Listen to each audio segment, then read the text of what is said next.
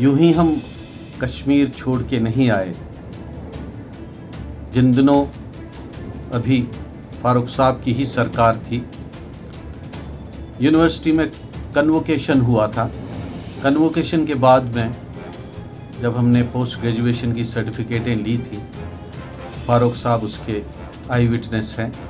उनकी उपस्थिति में, हाजिरी में जो है हमने सर्टिफिकेट्स ली थी। वो जानते हैं और बखूबी जानते हैं। और उसके बाद में एमफिल के लिए हमने अप्लाई किया, यूनिवर्सिटी गया, इम्तिहान दिया, रिटन दिया और वाइवा भी दिया। बहुत अच्छा लगा और मेरा एक्सपीरियंस बहुत अच्छा था। और कितने सारे प्रोफेसर्स और सब थे। जब रिज़ल्ट निकला तो मेरा नाम सबसे ऊपर फहरिस्त में था। तो तभी एक शख्स आए, प्रोफेसर साहब को धक्का मार के कहा कि मैंने तो इसका पेपर नकल किया था, तो मुझे एवरेज में पास क्यों किया, मेरे कम नंबर क्यों हैं।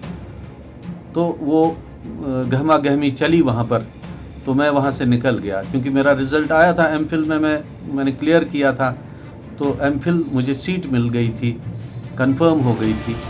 तो मैं अपनी लाइब्रेरी में गया, हिंदी डिपार्टमेंट आर्ट ब्लॉक में। तो वहाँ पर जो ही मैंने एंटर किया तो पीछे से 3 लोग जो कॉमर्स, लॉ डिपार्टमेंट और पॉलिटिकल साइंस डिपार्टमेंट के शायद लड़के थे, तो तीनों ने मुझे हरास करना शुरू कर दिया। किसी ने मेरा पेन ले लिया, किसी ने मेरे जो नोट पैड था उसे छीन लिया। फिर मुझे किसी ने बताया कि तुम अब उर्दू में एमफिल करो। तो दूसरा कहता नहीं, उर्दू में नहीं, ये कश्मीरी में करेगा, क्योंकि हमें यहाँ तो डिपार्टमेंट ऑफ हिंदी और डिपार्टमेंट ऑफ संस्कृत बंद करना है। ये हरेसमेंट हुई और मैंने उनको कोई जवाब नहीं दिया उस वक़्त, क्योंकि पूरी ब्लॉक में मैं अकेला था। मैंने सोचा पता नहीं ये लोगों का क्या मंशा है। और जो ही वो रूम को छोड़ते हुए, लाइब्रेरी को छोड़ते हुए चले गए, इन लोगों ने वहाँ पर लॉक एंड की उठा के मेरे पीछे से लॉक कर दिया। और दिन के 2:30 बजे तक, क्योंकि यूनिवर्सिटी में छुट्टी हो चुकी थी उस वक़्त, उस दिन कोई आया नहीं था, वैसे सिर्फ हम रिज़ल्ट देखने आए थे। और उस वक़्त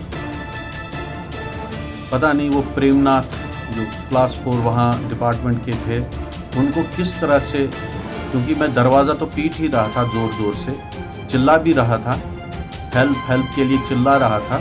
तो उस वक़्त उन्होंने फिर लॉक तोड़ दिया और मैं बाहर आया।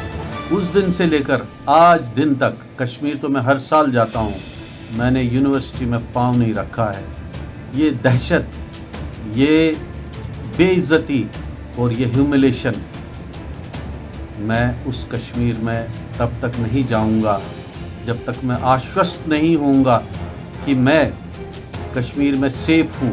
सेफ तो मैं अब अपनी टर्म्स पे रहूँगा, क्योंकि मुझे पता चला कि अब जितनी पॉपुलेशन कश्मीर की है, 7 एक्सोडसिस में जितने भी सारस्वत हैं, वो करीब 1 करोड़ से ऊपर हैं पूरे भारतवर्ष में और वर्ल्ड में।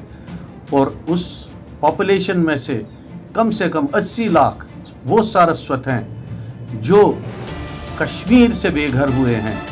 और वो सब, और हमारी पॉपुलेशन मिलाकर हम उनसे ज़्यादा हैं जो कश्मीर पे क्लेम ठोक रहे हैं। और हमें तो अब पूरा अपना एक अलग कश्मीर चाहिए।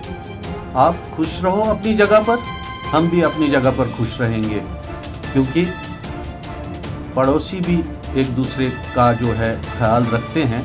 अगर दोन बायन छन बराबरी यवान, तिम छ गरस हिस्स करान, पत छ खुश खसाल पट रोजानी। So it is now set, ये तय हो चुका है, हमें हमारा होमलैंड तो चाहिए। 7 लाख लोगों के लिए नहीं, मैं तो कहता हूँ, सबसे कहता हूँ, हमें उन सब विस्थापितों की बात अब करनी चाहिए जो 7 एक्सोडसिस में पूरे वर्ल्ड में फैल चुके हैं, और जिन्होंने अपनी पहचान आज तक बनाए रखी है, जिनका गोत्र कश्यप है और जिनका गोत्र वही गोत्र है जो हम सब कश्मीरी पंडितों का गोत्र है, और वो सब पूरे भारत में, पूरे दक्षिण में, उत्तर में, पश्चिम में, सब जगह फैले हुए हैं और हमसे संपर्क में हैं। और हम अब एक यूनिफाइड अपनी एक जगह के लिए प्रेरित हैं, इंस्पायर्ड हैं।